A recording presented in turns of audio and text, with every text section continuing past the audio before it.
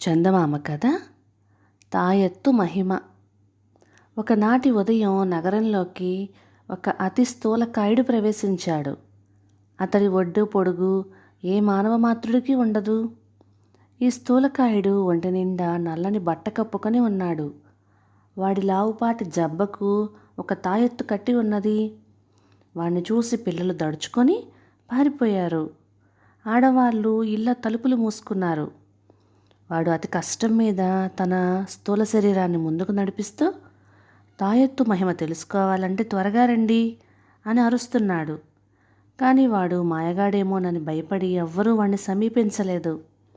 అయితే ఆ ప్రాంతంలో ఏకాకిగా నివసిస్తున్న మరిడయ్య అనేవాడు తాయెత్తు మహిమ తెలుసుకోవాలని కుతూహలం పుట్టి స్థూలకాయుడితో, అబ్బి, తాయెత్తు మహిమ ఏమిటో నాకు చూపించు అన్నాడు.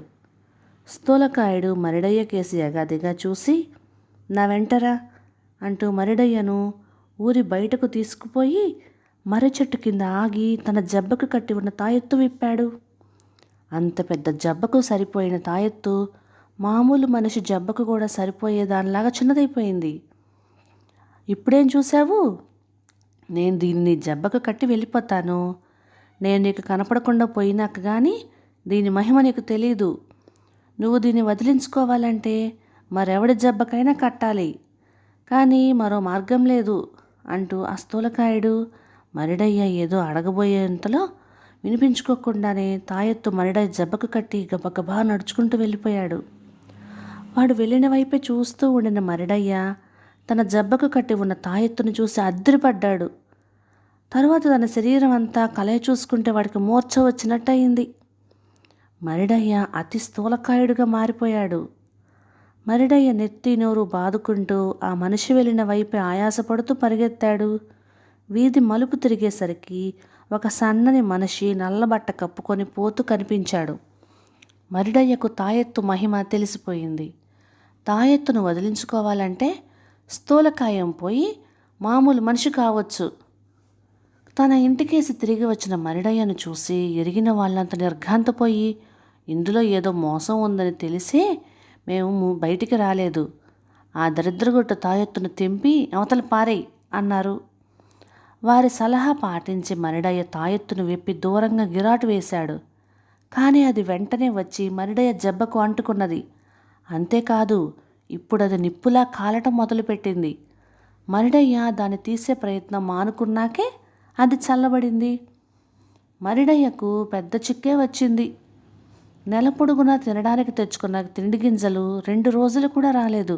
కాయకష్టం చేసుకునే మరిడయ్య కదల్చటానికే సాధ్యం కాని స్థూల శరీరంతో నానా అవస్థ పడవలసి వచ్చింది. ఒక్క తిండికే తనకున్నదంతా అమ్ముకొని మరిడయ్య తనకిక చావు తప్ప శరణ్యం లేదనుకొని ఊరి బయట ఉన్న మర్రి చెట్టు కిందకి చేరి చావు కోసం ఎదురు చూడసాగాడు. మధ్యాహ్నం వేళ పొరుగురు నుంచి అటుగా వస్తున్న ఒక బక్క చిక్కి ఉన్న మనిషి మర్రి చెట్టు కింద ఆగి మరిడయ్య శరీరం కేసి చూసి, గురువుగారు, నా పేరు వెంకయ్య. ఒళ్ళు లావెక్కటానికి చిట్కా ఏమన్నా ఉంటే చెబుతారా? అస్థిపంజరంలా ఉండటం చేత నాకు పెళ్లి కాకుండా ఉన్నది అన్నాడు. ప్రాణం లేచి వచ్చినట్టయింది మరిడయ్యకు. అంతా తాయెత్తు మహిమ అన్నాడు. ఆ మహిమ ఏమిటో నాకు చూపిద్దురు అన్నాడు వెంకయ్య. మరిడయ్య తన జబ్బకు ఉన్న తాయెత్తును విప్పి వెంకయ్య జబ్బకు కడుతూ, నేను కనుమరుగైపోయాక కానీ దీని మహిమ నీకు తెలీదు. నువ్వు ఈ తాయెత్తును వదిలించుకోవాలి అనుకుంటే దాన్ని మరొకరి జబ్బకు కట్టవలసి ఉంటుంది. దాన్ని పొరపాటున కూడా ఊడతీసి పారేయకు, నిప్పు కాల్చినట్టు నిన్ను కాల్చుతుంది అని చెప్పి బతుకు జీవుడా అని తన దారిన తాను ఇంటికి వెళ్ళిపోయాడు. అతను కనబడకుండా పోయిందాకా చూసి తన శరీరం కేసి చూసుకునేసరికి వెంకయ్యకు తల తిరిగినట్టయింది. అతని శరీరం స్థూలకాయంగా తయారైంది. అతను తన ఊరు వెళ్ళాడు, కానీ అంత స్థూలంగా ఉన్నవారికి ఎవ్వరూ పిల్లనిచ్చారు కారు. హతాశుడై వెంకయ్య తిరిగి నగరం చేరుకున్నాడు.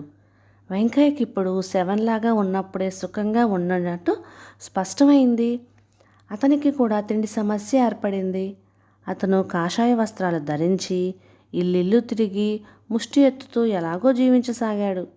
కానీ ఆ తిరగడానికైనా అతని స్థూల శరీరం లొంగలేదు. 4 ఇళ్ళు తిరిగేసరికి ఆయాసం వచ్చేది. ఒకనాడు వెంకయ్య ఒక ఇంటి తలుపు తట్టాడు. ఆ ఇంట్లో ఒక బ్రహ్మచారిణి ఉంటున్నది. ఆమె వికారి కావటంతో పెళ్లి కాలేదు. ఆమె తలుపు తెరిచి వెంకయ్య కాషాయ వస్త్రాలు చూసి, అందంగా కనిపించటానికి కిటుకు ఏదైనా ఉందా స్వామి అన్నది. వెంకయ్య బుర్ర మెరుపులా పనిచేసింది. లేకేమీ, తాయెత్తు ఉన్నది అని జవాబిచ్చాడు. ఆ తాయెత్తు నాకిచ్చి పుణ్యం కట్టుకోండి అన్నది బ్రహ్మచారిణి.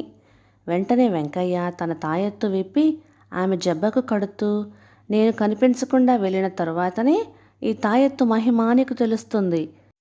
దీన్ని వదిలించుకోవాలి అంటే మరొకరి జబ్బకు కట్టడం తప్ప వేరే మార్గం లేదు అని చెప్పి మళ్ళీ ఆమెకు కనిపించకుండా వెళ్ళిపోయాడు. బ్రహ్మచారిణి లోపలికి వెళ్ళి తన అందం చూసుకోవటానికి నిలువుటద్దం ముందు నిలబడి తుల్లిపడింది. అంత నిలువు అద్దంలోనూ ఆమె శరీరంలో 4వ వంతు కూడా కనపడటం లేదు. ఆమె నేల మీద పడి పొర్లుతూ సాయంకాలం దాకా శోకాలు పెట్టింది. చుట్టుపక్కల వాళ్ళు వచ్చి చూశారు. అలా వచ్చిన వారిలో ఆ నగరపు యువరాణి పరిచారిక కూడా ఉన్నది. బ్రహ్మచారిని చూడగానే ఆమె విరగబడి నవ్వుతూ, యువరాణి వారు నవ్వి 4 ఏళ్ళయింది. ఆమె ఎంతో విచారంగా ఉంటున్నారు. నిన్ను చూస్తే ఆమె తప్పక నవ్వుతుంది అన్నది. ఆమె బ్రహ్మచారిణిని ఉద్యానవనంలో ఉన్న యువరాణి వద్దకు తీసుకుపోయింది. ఒక తిన్నె మీద విచారంగా కూర్చొని ఉన్నది యువరాణి.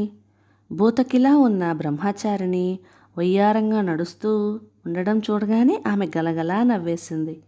ఇంతకాలానికి నన్ను మళ్ళీ నవ్వించగలిగావు.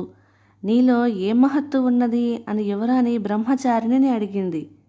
మహత్తు నాది కాదు, తాయెత్తుది అన్నది బ్రహ్మచారిణి. ఏది, ఆ తాయెత్తు ఒకసారి చూస్తాను, ఇలా ఇవ్వు అని యువరాణి అడిగింది. కట్టుకొని మరీ చూడండి అంటూ బ్రహ్మచారిణి తన తాయెత్తు తీసి యువరాణి జబ్బకు కట్టింది.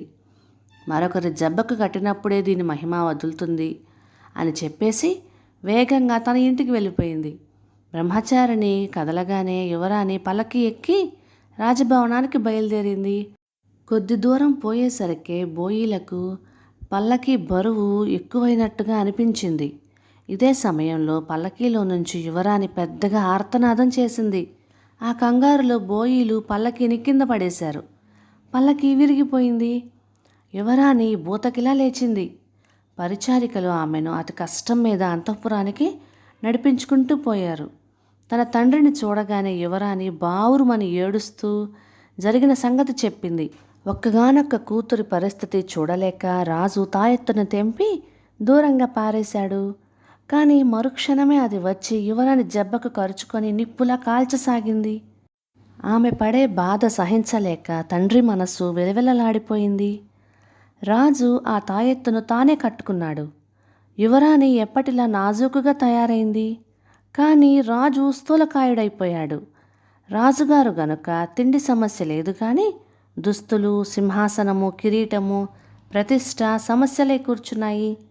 మర్నాడు ఆయన బ్రహ్మచారిణిని ప్రశ్నించి తాయెత్తును ఆమెకిచ్చిన వెంకయ్యను అడిగి అతనికిచ్చిన మరిడయ్య ఆరా తీయించి మరిడయ్యకు తాయెత్తు అండగట్టిన వాణ్ణి గురించి తెలుసుకోలేకపోయాడు.